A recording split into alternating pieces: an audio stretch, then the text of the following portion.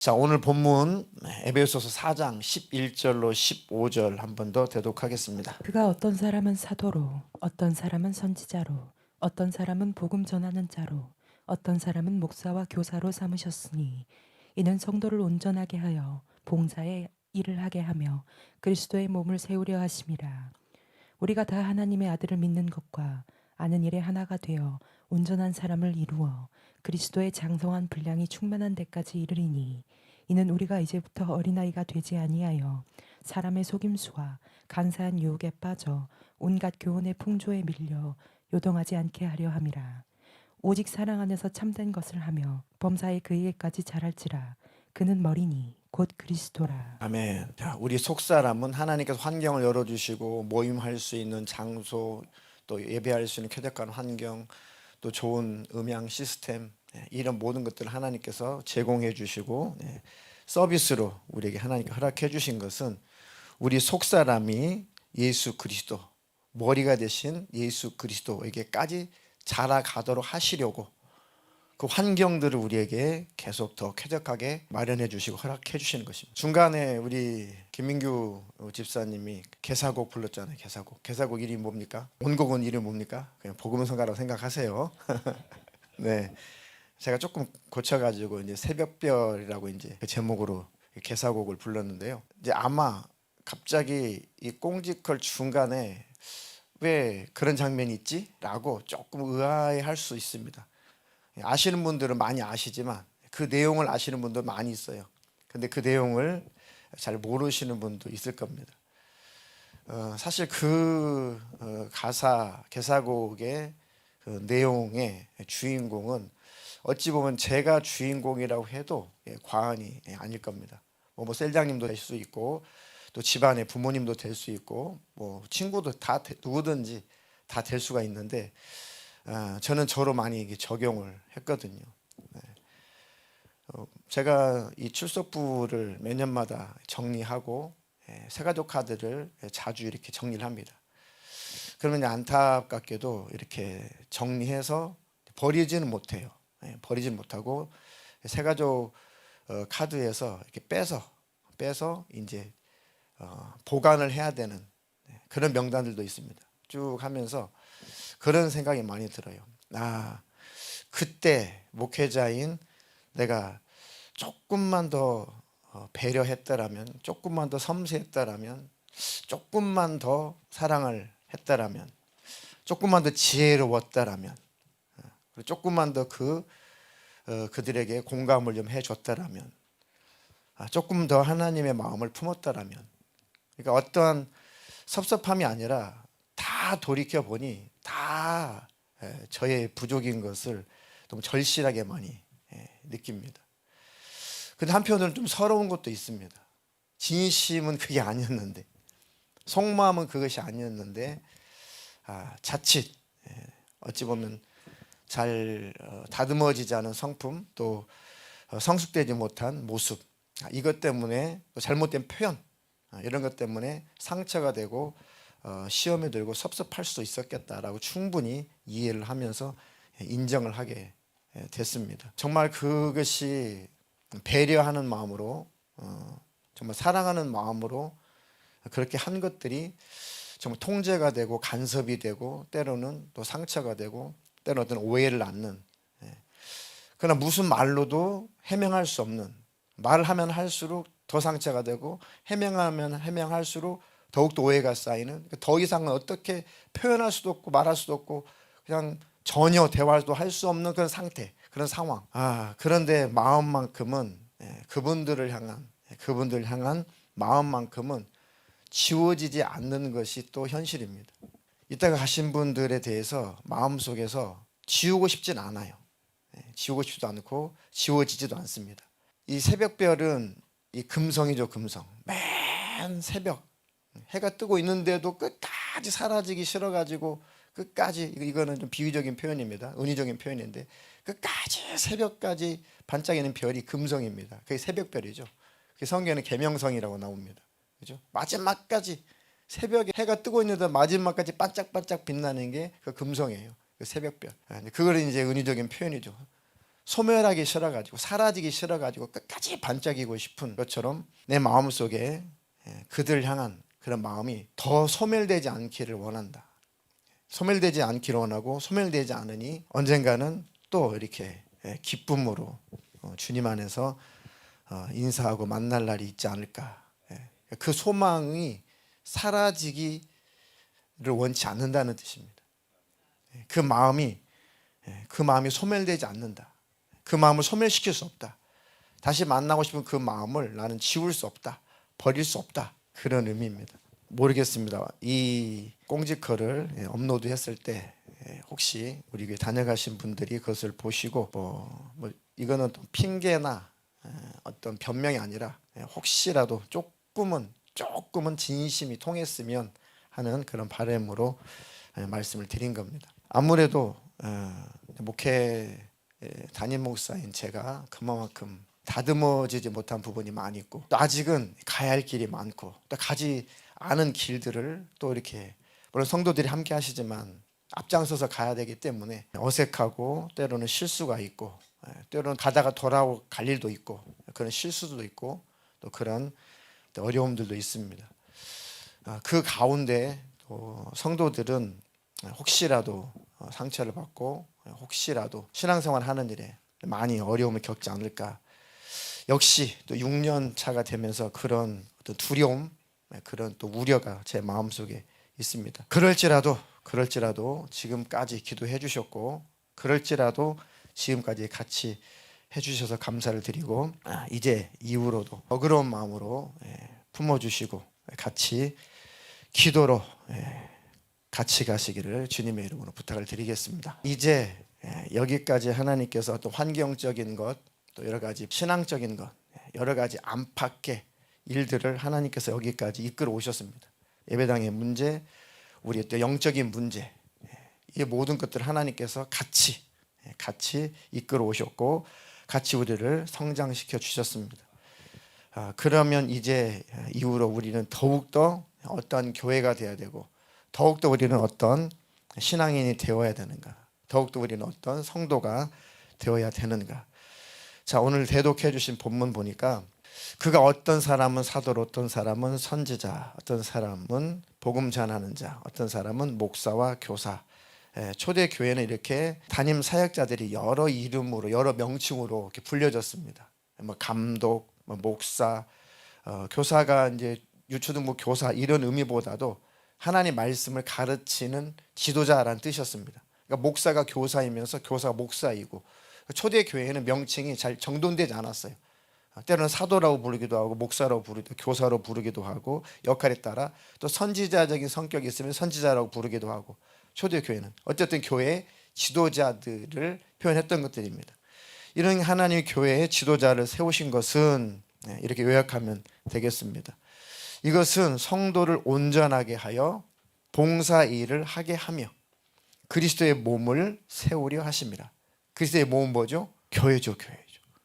교회를 온전하게 세우고 싶으신 겁니다. 우리 각자가 모인 우리 모임을 교회라고 하죠. 이 공간은 예배하는 예배실, 예배 장소이고 우리가 바로 예수님 모신 교회고 우리 회중을 주님의 몸이라고 하는 겁니다. 각자는 예수님의 지체인 것이죠. 그러니까 우리 전체를 교회다라고 하는 겁니다. 우리 전체가 바로 우리는 다 각각 작은 예수인 거죠. 예수님의 몸이니까. 이해하기 쉽게 이해가 되시나요? 자, 이렇게 주님의 모습으로 우리 각자가 주님의 모습으로 성장하면 전체의 모습도 결국은 주님의 모습인 거죠. 우리 각자가 예수님의 모습으로 자라가면 우리 전체는 하나로 예수님의 모습으로 자라가는 것이죠. 그것을 위해서 지도자를 세우셨고 그것을 위해서 지도자를 하나님께서 사용하신다 그 말씀이죠. 성도를 온전하게 하여 믿음이 온전하게 하여 흔들리지 않는 요동하지 않는 그 온전한 성도 믿음이 온전한 그 성도로 다 양육하고 자라나게 해서 봉사의 일을 할 만큼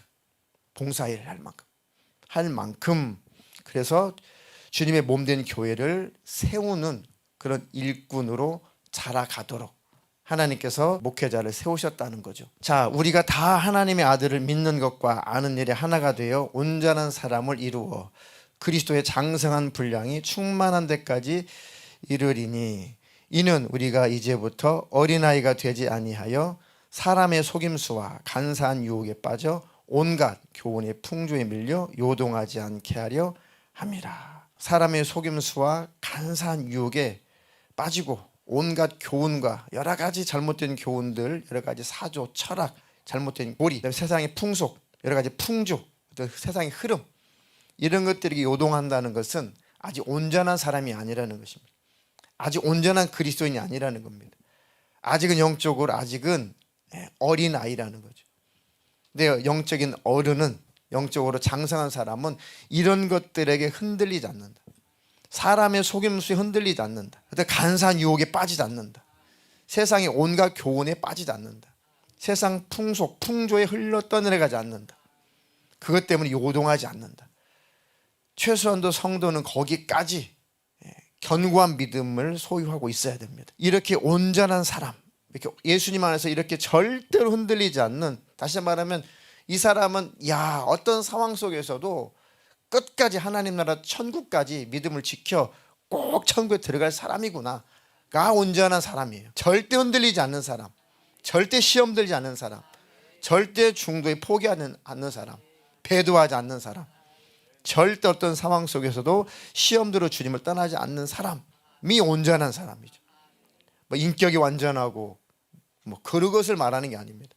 다 흠이 있습니다. 인격이라는 것은 예수님 빼고는 다 흠이 있어요. 그런 완전성을 말하는 게 아니라, 신적인 완전성을 말하는 것이 아니라 최소한도 흔들리지 않는 믿음.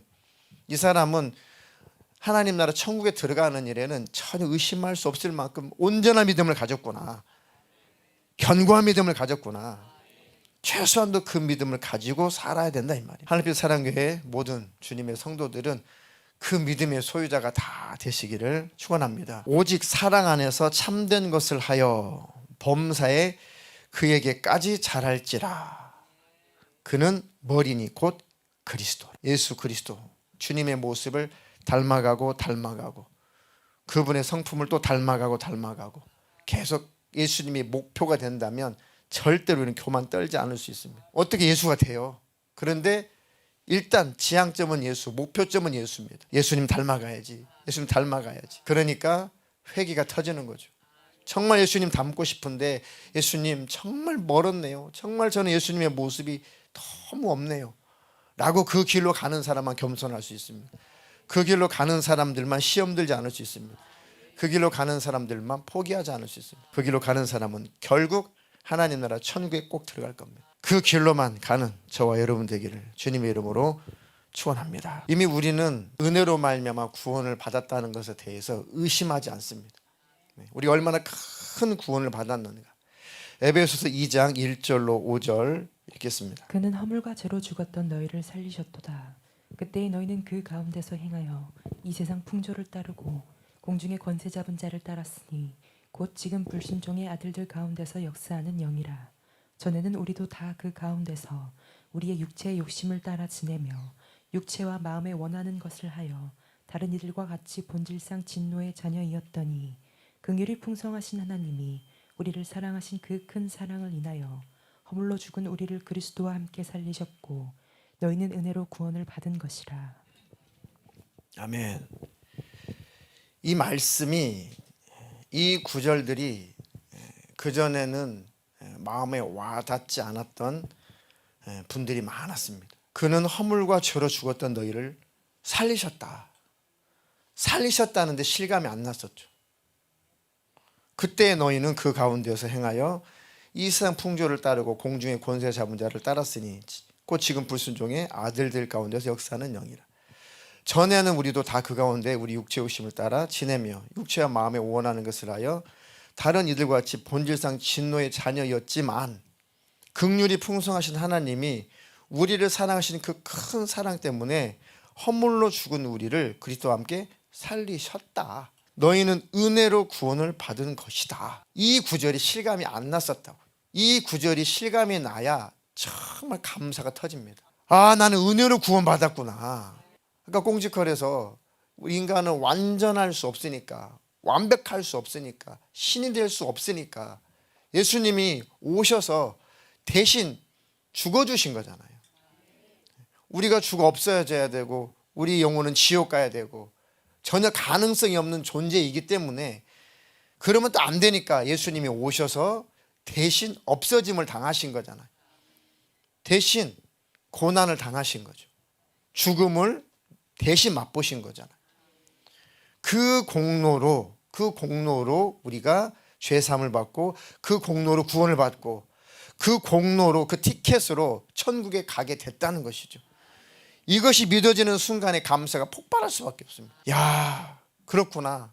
나는 정말 예수님의 은혜로 구원받았구나. 주님이 핏값으로 나를 사셨구나. 그래, 나는 정말 하나님의 자녀 맞구나. 나는 지옥 갈 일은 끝났구나. 나는 꼭 천국 가게 됐구나. 이렇게 내게 큰 은혜를 베풀어 주셨으니까 내가 정말 이제 예수님을 더 예수님처럼 완벽하게 신이 될 수는 없지만 그래도 예수님 닮아가야지. 나를 구원해 주신 예수님 닮아가야지. 예수님 내 죄 때문에 피 흘렸는데 예수님이 싫어하는 죄는 이제 끊고 살아야지. 이렇게 신앙 양심이 은혜 속에서 살아나는 겁니다. 은혜 속에서 감사가 나오듯 은혜 속에서 죄가 내 마음속에서 밖으로 밀려나가는 겁니다. 소위 신앙 양심이라는 거죠. 아이들이 철이 들면 과거에 하던 짓을, 아유, 내가 참 철이 없었구나. 그때 내가 왜 그렇게 그런 짓을 했지라고 스스로가 철이 들면 그런 일들을 안 하는 것처럼 예수님의 은혜가 우리 안에 임하면, 아이고, 내가 참 철이 없었구나.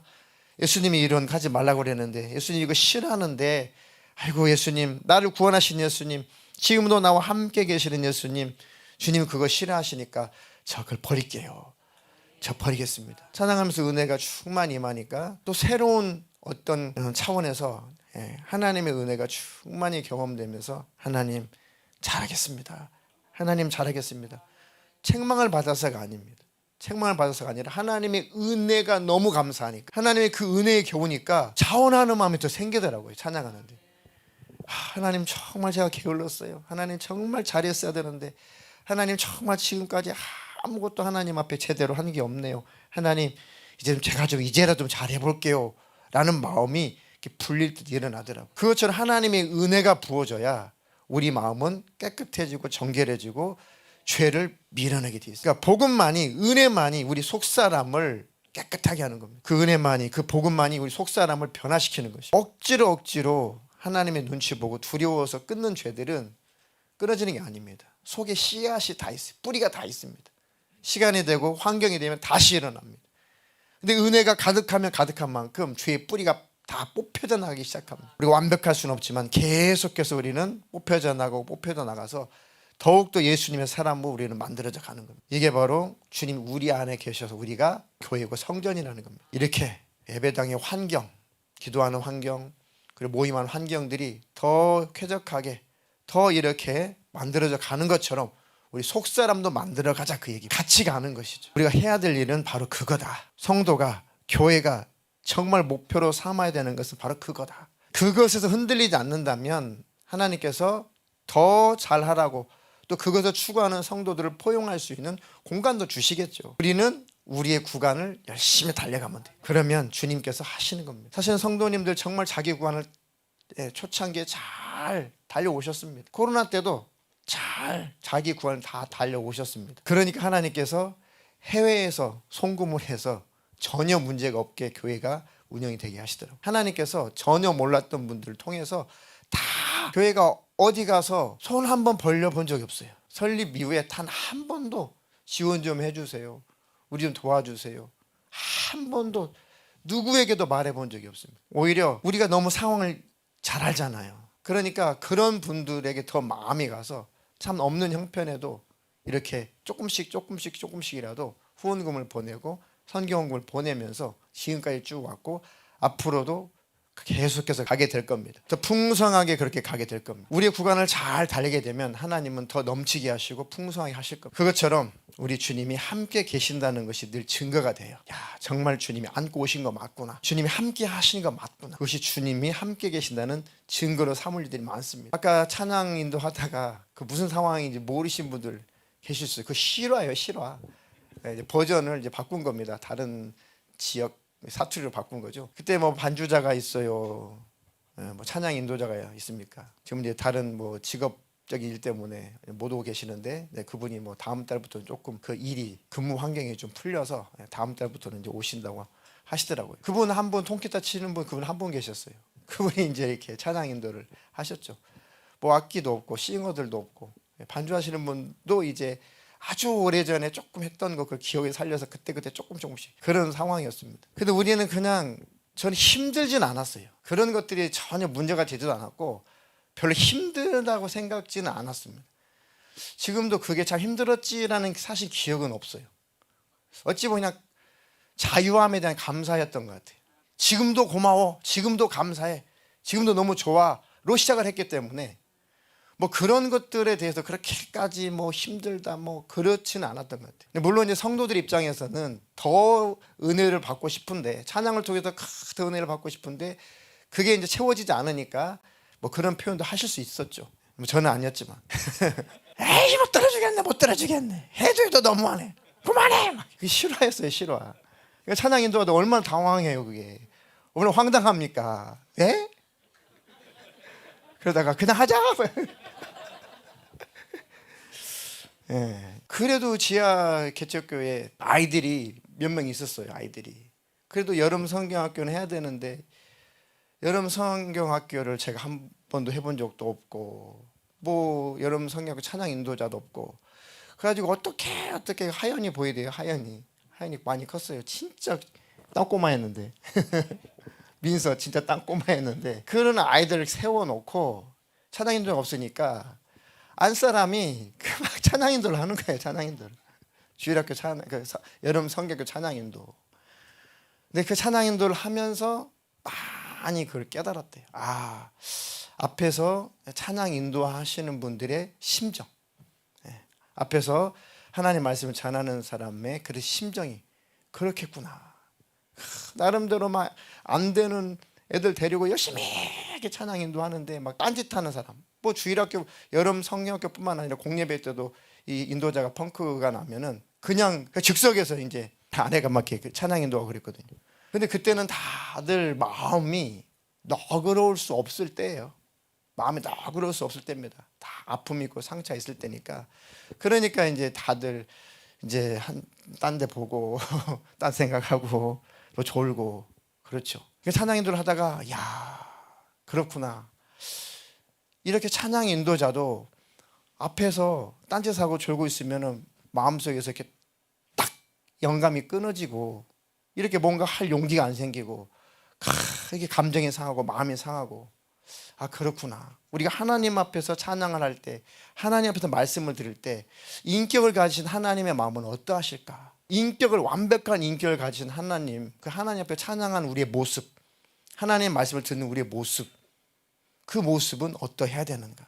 하나님 앞에서 정말 하나님을 인격적으로 우대를 해야겠다. 우리의 찬양하는 모습도 예배하는 모습도 6년 차를 우리가 돌입하면서 조금 더 성숙한 모습으로 인격적으로 주님을 찬양하는 저와 여러분들에게는 주님의 이름으로 부탁을 드리겠습니다. 에베소 2장 6절로 7절 읽겠습니다. 또 함께 일으키사 그리스도 예수 안에서 함께 하늘에 앉히시니 이는 그리스도 예수 안에서 우리에게 잘비하심으로써 그 은혜의 지극히 풍성함을 오는 여러 세대에 나타내려 하심이라. 자, 이어지는 말씀이죠. 함께 우리를 일으키사 죽음에서 사망에서 우리를 일으키시고 그리스도 예수 안에서 함께 하늘에 앉히시니 우리는 예수님과 함께 하나님 나라 천국에 앉을 자들입니다. 그런 자격을 우리에게 주셨다는 얘기죠. 이미 완성된 것처럼 표현했습니다. 우리는 예수님과 함께 하늘에 앉을 거야. 그 천국에 들어갈 거야 라고 요동하지 않는 자 온전한 믿음의 사람들은 그렇게 될 거니까 이미 완성된 것처럼 표현을 한 거죠. 꼭 이 표현이 저와 여러분의 것이 되기를 축복합니다. 우리는 예수님 안에서 함께 하늘에 앉은 자들이다. 이미 앉은 거나 다름없다 할 만큼 이 믿음이 우리의 믿음이어야 되는 것입니다. 이는 그리스도 예수 안에서 우리에게 자비하심으로써 그 은혜의 지극히 풍성함을 오는 여러 세대에 나타내려 하십니다. 우리는 그전과 같지 않고 하나님 우리에게 복음을 주시고 우리 구원을 알게 하시고 자유를 주시고 주님의 그 구원의 은혜 안에서 주님의 그 사랑 안에서 우리는 열심을 내야 되는 그 온전한 복음을 우리는 만났다. 이렇게 우리가 본 궤도에 올라왔으니까 이제는 하나님께서 구원이 무엇인지 깨닫게 해주셨으니까 이미 우리는 예수님과 함께 하늘에 앉은 자니까 이 은혜를 받은 자니까 이렇게 은혜 받은 자로서 나는 무엇을 해야지? 우리 교회는 무엇을 해야지? 성도는 뭘 해야지? 이렇게 큰 은혜, 지극히 큰 은혜, 이 풍성한 은혜를 우리에게 부어주신 그 주님을 여러 세대에 이제는 나타내며 살아야겠다. 이웃들에게, 다음 세대에게, 지금 세대에게, 다음 세대에게, 오는 여러 세대에 나타내게 하시려고 우리를 불러 모아주셨고 온전한 복음을 듣게 하셨다는 것입니다. 그래서 함께 올바른 신앙생활을 추구하게 하셨고 올바른 교회를 추구하게 하셨다는 거죠. 왜요? 우리가 기성세대는 우리가 더 올바른 신앙생활을 추구해야 되고 기성세대는 우리가 더 올바른 교회를 추구해야 다음 세대가 그 터 위에 또 그 교회를 이끌어가지 않겠냐고. 이렇게 우리를 이끌어 주시고 여기까지 오게 하신 그 하나님이 이렇게 오게 하신 것은 다음에 오는 여러 세대, 다음 세대들을 위해서라는 겁니다. 주일학교 교회가 없어요. 우리 지방의 목사님들 만나보면은 교회는 정말 단독 건물로 뭐 전혀 손색이 없고 깔끔하고 아주 좋아요. 근데 주일학교가 없어요. 그런데 다시 주일학교를 만들기에는 거의 자포자기하신 상태들이에요. 안 된다로 이미 생각이 많이 지배를 당하셨더라고요. 너무 안타까운 겁니다. 한국교회 70% 많이 잡으면 우리 교단 같은 경우는 80%가 교회가 자립이 안 돼 있습니다. 다시 말하면 목회자가 직장을 다니지 않으면 안 돼요. 그게 미자립 교회거든요. 아니면 어디서 충분히 후원을 받아야만 교회가 운영이 되는 그런 교회들을 미자립 교회라고 해요. 연수와는 상관이 없습니다. 경제적인 재정적인 자립이 안 된 교회를 미자립 교회라고 해요. 우리 교단이 제일 열악해요. 아주 열악합니다. 한 80% 이상이.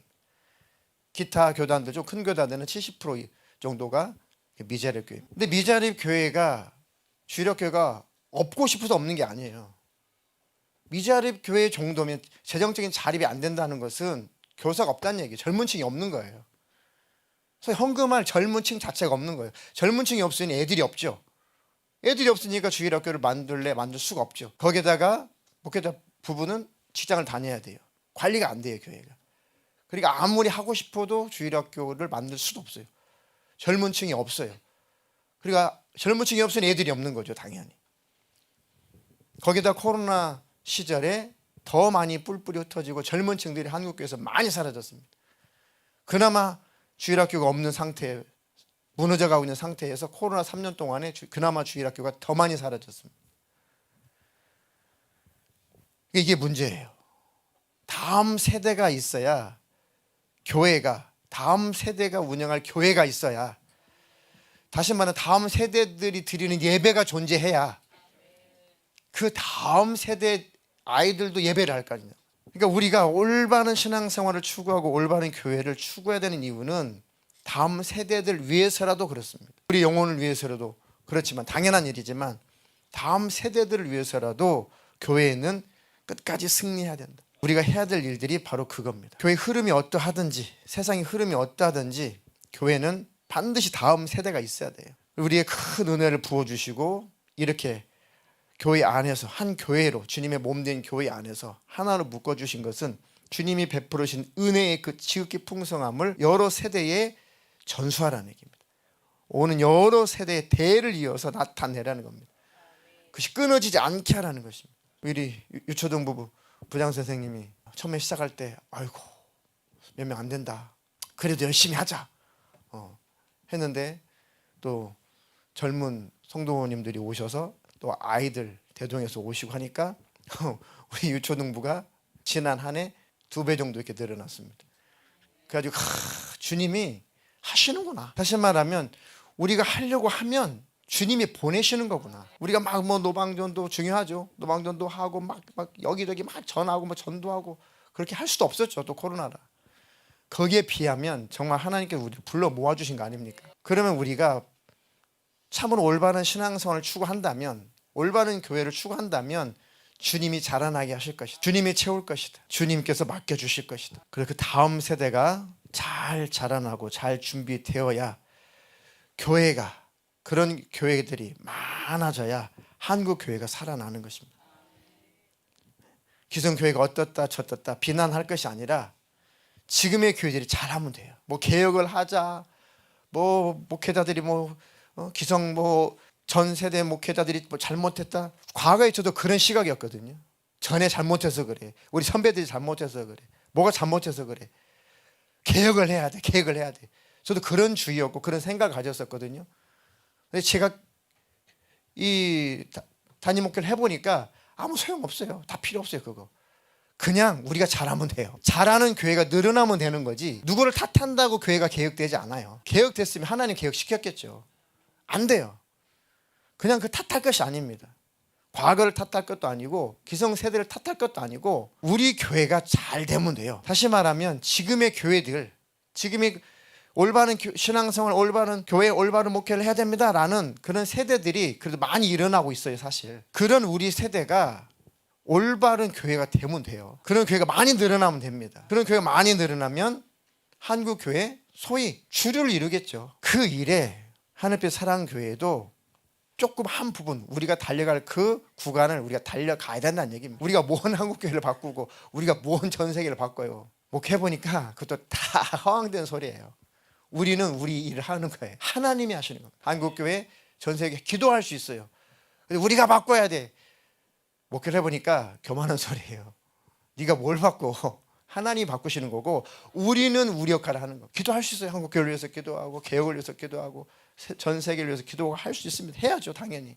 하지만 우리 힘으로 바꾸는 게 아니고 나부터서 잘하자. 그게 개혁의 시작이더라고요. 목회자는 목회자부터 잘하자. 성도는 성도로서 본분을 잘 지키자. 나만 잘하자. 다 나만 잘하자가 되면 그게 개혁인 거예요. 그게 변혁인 것이고 그게 바로 부흥인 것이고 성장인 것입니다. 저나 여러분들이나 각각 자기의 본분에 충실하시기를 주님의 이름으로 축복합니다. 그 다음 세대들이 잘 이어받아서 더욱더 주님이 기뻐하시는 교회가 되기를 주님의 이름으로 축원합니다. 그래서 주님이 교회 목회자를 세우신 거죠. 그래서 목회자는 오전에 말씀드렸듯이 정결한 처녀로 한 남편인 그리스도께 드리려고 계속 중매하고 있는 겁니다. 예수님과 가까워지십시오. 예수님과 동행하십시오. 예수님과 친밀하십시오. 저는 그것만 할 거니까 저에게 그 이상은 원하지 마세요. 제가 할 일은 인간적인 정을 주는 게 아니라는 거. 이걸 말씀드리는 겁니다. 제가 아무것도 안 한다는 것이 아니라 목회자를 품으면 지옥 가요. 예수를 품으시라는 얘기예요. 지금 목회자는 성도들이 마음속에 예수를 품도록 계속 중매하는 겁니다. 예수를 품으세요. 예수님과 가까워지세요. 예수님이 책임집니다. 예수님 바라보고 헌금하세요. 예수님 바라보고 봉사하세요. 예수님 바라보고 직분하시고 예수님 바라보고 열심히 하세요. 저 바라보고 가지 마세요. 이런 수도 없이 창립 이후에 계속 한 얘기입니다. 예수님을 바라보세요. 그러려면 목회자에게 주님 안에서 성경 안에서 순종하세요. 고린도후서 11장 2절 4절입니다. 내가 하나님의 열심으로 너희를 위하여 열심을 내노니 내가 너희를 정결한 처녀로 한 남편인 그리스도께 드리려고 중매함이로다. 그러나 나는 뱀이 그 간계로 하와를 미혹한 것 같이 너희 마음이 그리스도를 향하는 진실함과 깨끗함에서 떠나 부패할까 두려워하노라. 만일 누가 가서 우리가 전파하지 아니한 다른 예수를 전파하거나 혹은 너희가 받지 아니한 다른 영을 받게 하거나 혹은 너희가 받지 아니한 다른 복음을 받게 할 때에는 너희가 잘 용납하는구나. 참 가슴 아픈 일이죠. 사도는 교회 지도자는 열심히 내가 하나님의 열심으로 너희를 위하여 열심을 내노니 내가 너희를 정결한 처녀로 정결한 처녀 예수님만 아는 예수님으로 만족하는 아까 말씀 온전한 사람 흔들리지 않는 믿음의 사람 그게 정결한 처녀잖아요. 정결한 처녀는 세상 때문에 흘러 떠내려가지 않는 사람이에요. 믿음에서 벗어나지 않는 사람을 정결한 예수님의 처녀라고 하는 겁니다. 그 개념이에요. 완벽한 인격 그걸 말하는 게 아닙니다. 누가 의인이 누가 있습니까? 완벽한 인격이 누가 있어요? 없어요. 최소한도 그 기준이 뭐냐? 전혀 흔들리지 않는 마음 뺏기지 않는 정결한 처녀. 그 어떤 것에도 어떤 세상의 것도 그 중심을 뺏기지 않는 예수님의 신부 그 정결한 처녀가 되어서 주님 오시면 꼭 주님 만나게 해주고 싶은 것뿐이죠. 그러니까 정욕적으로 살지 마라. 세상에 끌리지 마라. 제발 주님만 바라봐라. 동행해라. 친밀해라. 함께해라 라는 설교가 줄을 이룬 것은 그것 때문에 그렇습니다. 그것이 되면 다 필요 없어요. 다른 것도 다 필요 없고 정말 신앙생활 잘하게 되는 겁니다. 청결한 처녀가 되어서 내 삶의 이유는 예수요, 내 삶의 목적도 예수요, 나는 주님 오시는 날을 너무 기다리고 있습니다.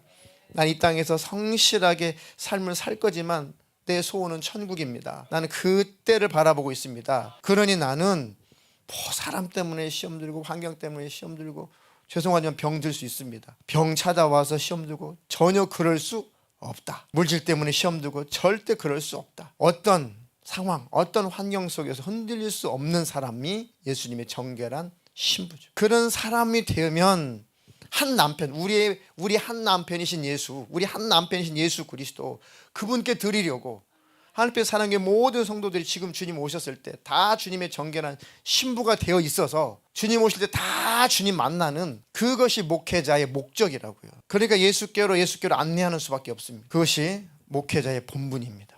그것을 넘어서니까 타락하는 겁니다. 그걸 안 하니까 문제가 되는 것이고, 성도는 하나님의 말씀에 순종을 하고 주님 안에서 목회자의 방침에 순종을 해서 누구에게로 달려가야 되냐? 예수께로. 그게 저의 목회 방침. 그래서 처음 시작 때부터 헌금 주머니 자체를 처음에 안 만들었어요. 물론 중고등부 아이들, 유초등부 애들은 어리니까 교육상 하나님께 감사하는 법을 가르쳐야 되니 헌금 주머니 돌리긴 해요. 아이들은 이들이 장성하면 청년 예배 오면은 헌금 주머니 애들도 없을 겁니다. 안 돌리니까. 뒤에 있죠. 왜 그랬을까요? 개척교회 목회자가 우리는 구약적인 절기 절대 지키지 않습니다. 뭐 맥주절이니 이런 것들 예수님이 이룬 것들 우리는 하지 않습니다. 선포를 했죠. 다만 감사 예배는 할 수 있어요. 매주마다 감사 예배는 매주마다 할 수 있습니다. 뭐 어떤 제목을 달아서든 감사 예배라는 것은 할 수 있어요. 하지만 성경에서 그만 예수님이 이미 이루신 구약적인 절기들은 철폐합니다. 성경에서 철폐했습니다. 그런 건 하지 않습니다. 주님만 바라보도록, 정말 주님만 의식하도록, 주님께 예물 드리고 헌금할 때 주님 의식하고 주님 바라보십시오 라고 헌금 마음을 처음부터 시작부터 뒤에다 놓고 그렇게 헌금하겠습니다. 더디죠.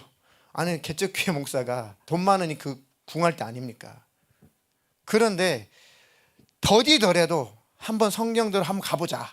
그래도 한 번도 하나님 펑크 안 내시고 다 하게 하셨습니다. 그런데 한 가지 고민이 찾아온 게 그거였습니다. 정말 고민이 찾아온 게 그거였습니다. 이게 문제가, 그전에는 두려워서 뭔가 심판받을까 봐, 천국 못 갈까 봐, 심지어는 지옥 갈까 봐 이렇게 헌금 생활을 하다가 그 부분에서 자유함을 주니까 딱 하나님과의 물질적인 관계가 딱 두절되어가는 모습을 본 거예요. 아, 과거에 그것은 믿음이 아닌 게 분명했구나. 두려워서 억지로, 야, 하나님 보고 한 게 아니었구나. 하나님 보고 했더라면 뭐 헌금 주머니가 더 지나가든 헌금함이 있든 없든 무슨 상관이 있어요. 주님 바라보고 했더라면. 그게 아니었다는 증거가 너무 여실하게 나타났습니다. 그래서 제가 말씀을 그걸 책망한 거죠. 그게 믿음이냐? 그건 믿음이 아니었다. 이제 믿음을 가지고 해라. 이제 진짜 믿음을 가지고 해라. 그렇게 된 겁니다. 그리고 하나님과 관계 속에서 충성도 안 해, 봉사도 안 해, 헌금도 안 해, 아무것도 안 해. 그렇게 다 마음이, 정신이 해체가 됐을 때, 그러니까 그것이 자유냐?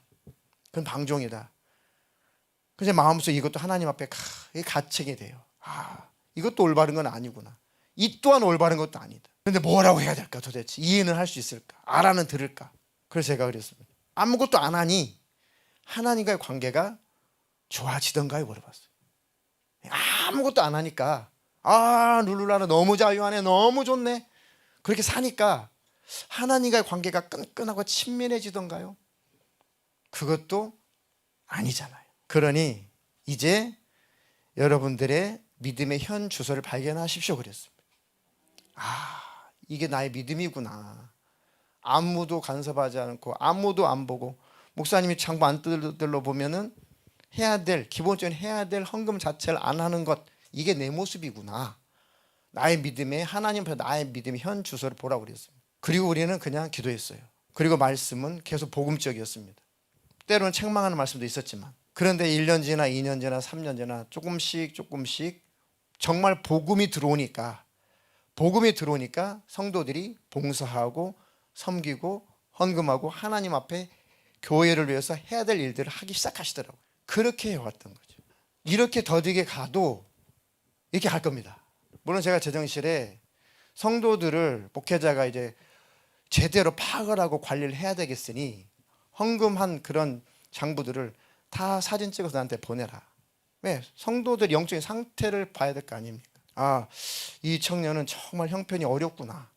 아, 이 청년은 충분히 헌금 생활 할 수 있음에도 불구하고 믿음이 없으니 헌금 생활 자체가 없구나 라든지 목회자는 반드시 알아야 돼요.